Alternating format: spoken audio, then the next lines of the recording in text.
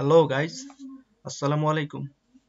আমি সৈয়দ নিয়াজ রসুল প্রত্যয় কোড ভাইব চ্যানেলের পক্ষ থেকে আপনাদের সকলকে জানাই স্বাগতম। আশা করি আপনারা সবাই ভালো আছেন। ওয়েব ডিজাইন এন্ড ডেভেলপমেন্টের উপর এইচটিএমএল টিউটোরিয়াল সিরিজের এটি ষষ্ঠ টিউটোরিয়াল। আমাদের এই কোর্সটি অবশ্যই আপনারা রেজিস্ট্রেশন করে নেবেন। ওকে, কোর্সটি অবশ্যই রেজিস্ট্রেশন করবেন। আচ্ছা, তো আজকে আমরা নতুন কোডের দিকে মুভ করব, নতুন টপিকের দিকে। ঠিক আছে, তো চলুন নতুন টপিকের দিকে আমরা মুভ করি। তার আগে একটি জিনিস আপনাদেরকে বলে রাখতে চাই, সেটি হলো যে এই যে দেখেন, আমি গত টিউটোরিয়ালে বলতে ভুলে গিয়েছিলাম আপনাদেরকে, সেটি হলো যে এই যে লাইন ব্রেকের ক্ষেত্রে আপনারা এই ট্যাগটিও ইউজ করতে পারেন, এই ট্যাগটিও ইউজ করতে পারেন। দুইটির মধ্যে যে কোনো একটি ট্যাগ ইউজ করলেই হবে। ঠিক আছে, সেম আউটপুট দেখাবে, দুটির মধ্যে যে কোনো একটি ইউজ করলেই হবে। আচ্ছা, আরেকটি জিনিস হলো, সেটা হলো যে আমরা যদি লাইন ব্রেকের ক্ষেত্রে এই জাতীয় যদি সিনট্যাক্সটা ফলো করি তাও হবে, এই জাতীয় সিনট্যাক্স ফলো করলে তাও হবে। ঠিক আছে, এই সিনট্যাক্সের ক্ষেত্রে আমরা যেমন কি করেছি, দুইটি লাইন ব্রেক ইউজ করেছি দুটি লাইনের জন্য। তিনটি লাইন থাকলে তিনটি লাইনের জন্য যদি আমরা তিনটি লাইন ব্রেক ইউজ করতে পারতাম সেন্টেন্সের পরে, তাও হবে, সমস্যা নেই কোনো। আবার আপনারা যদি সাপোজ ধরেন যে এখানে দুটি সেন্টেন্স আছে, দুটি সেন্টেন্সের মধ্যে প্রথমটিতে লাইন ব্রেক ইউজ করেছেন, দ্বিতীয়টিতে নাই। যেমন এখানে যদি তিনটি লাইন থাকতো, তাহলে আমরা যদি প্রথম দুটিতে শুধু ইউজ করতাম লাইন ব্রেক, তৃতীয় মানে শেষেরটিতে যদি না ইউজ করতাম, তাও আমাদের হতো। ঠিক আছে, তো এই জাতীয় সিনট্যাক্সও ইউজ করতে পারেন, এই জাতীয় সিনট্যাক্সও ইউজ করতে পারেন, যে কোনো একটি ইউজ করলেই হবে। এটা আপনার ইচ্ছার উপর সেম আউটপুট দেখাবে। এটি আসলে একটু স্মরণ করিয়ে দিলাম আপনাদেরকে, মনে রাখবেন এটি। ঠিক আছে, তো এই হলো মোটামুটি। আর বরাবরের মতো আজকে নতুন টপিকের দিকে মুভ করবো। তো আপনারা আমার মতো এখানে একটি ফাইল ক্রিয়েট করে দিবেন। ঠিক আছে, ফাইল ক্রিয়েট করে নেওয়ার পরে আমরা এখন ভিজুয়াল স্টুডিও করে যাব। ঠিক আছে, তো ভিজুয়াল স্টুডিও করে যাই।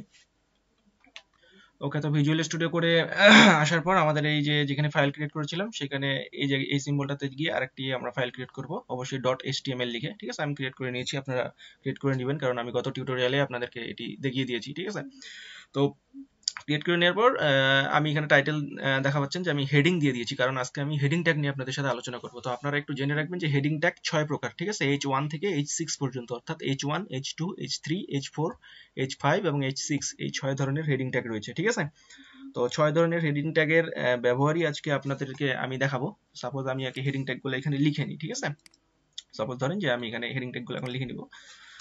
ওকে, তো হেডিং ট্যাগ 1 যেটা, ঠিক আছে, আপনারা আমার সাথে লিখে নেবেন এখানে। ঠিক আছে, ওকে ওকে, আমরা তো হেডিং ট্যাগ 6টি যে ছিল আমরা লিখে নিছি এখানে। ঠিক আছে, H1 থেকে H6 পর্যন্ত। এখন আমরা হেডিং ট্যাগগুলোর মাঝখানে কিছু রাখার চেষ্টা করব। চলুন, তো সাপোজ আমি লিখে নিই, ধরেন যে জাপান লিখলাম। ঠিক আছে, পরেরটাতে আবার লিখলাম যে ধরুন যে ওকে, তো আমরা এখানে মাঝখানে আসলে সবগুলোতেই জাপান লিখেছি। ঠিক আছে, তো লেখার পরে এখন আমাদের আউটপুটটা কি আসবে। তো প্রথমে আমাদের কি কাজ, কোড লেখা শেষ হয়ে গেছে, এখন আমরা কন্ট্রোল এস লিখে সেভ করব। ঠিক আছে, কন্ট্রোল এস লিখে সেভ করলাম, তারপর কি করব, রাইট ক্লিক করব। রাইট ক্লিক করার পর এই যে ওপেন উইথ লাইভ সার্ভারে ক্লিক করব।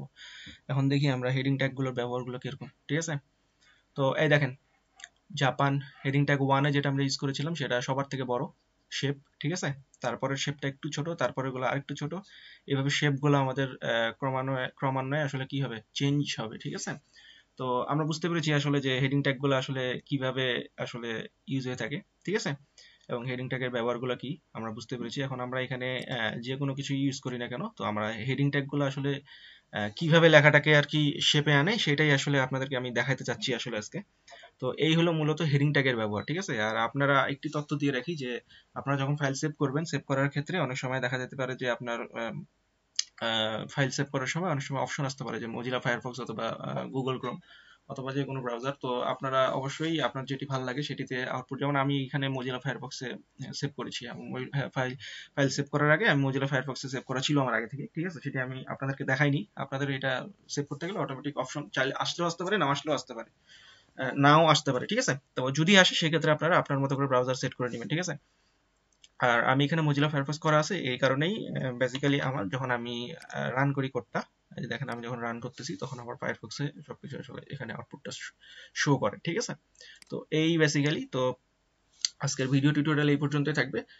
আপনারা প্র্যাকটিস করবেন, আমি যেগুলো দেখাচ্ছি আমার সাথে সাথে খাতায় লিখে প্রথমে পিসিতে করবেন, করার পরে তারপর খাতায় সিনট্যাক্সগুলো তুলে রাখবেন এবং সেগুলো বারবার বাসায় প্র্যাকটিস করবেন। ঠিক আছে, তো এই আজকের ভিডিও টিউটোরিয়াল। আর প্রতিটা ভিডিও টিউটোরিয়াল দেখবেন আপনারা ক্রমান্বয়ে, একটির পর একটি, স্কিপ করবেন না কোনো কিছুই। ঠিক আছে, ভালো করে বুঝবেন। কোনো প্রশ্ন থাকলে আমাদেরকে অবশ্যই কমেন্টের মাধ্যমে হোক জানাবেন। ঠিক আছে, কমেন্টের মাধ্যমে আমাদের নিচে আসলে এই ভিডিও ডিসক্রিপশনের নিচে আমাদের ফেসবুক গ্রুপ অথবা ফেসবুক গ্রুপও দেওয়া থাকে, হোয়াটসঅ্যাপের গ্রুপের লিঙ্কও দেওয়া থাকে। তো সব কিছুই দেওয়া থাকে, আপনারা কমেন্টের মাধ্যমে জানাবেন কোনো সমস্যা হলে, ঠিক আছে? তো এই আজকের ভিডিও টিউটোরিয়াল, পরবর্তী ভিডিও টিউটোরিয়ালে আবার নতুন কোনো টপিক নিয়ে আপনাদের সামনে এসে হাজির হব। আমাদের ভিডিওগুলো অবশ্যই সকলের সাথে শেয়ার করবেন, আর আমাদের চ্যানেলটি অবশ্যই সাবস্ক্রাইব করবেন, ঠিক আছে? ততক্ষণ পর্যন্ত সবাই ভালো থাকবেন, সুস্থ থাকবেন। আজকের মতো এই পর্যন্তই। আসসালামু আলাইকুম।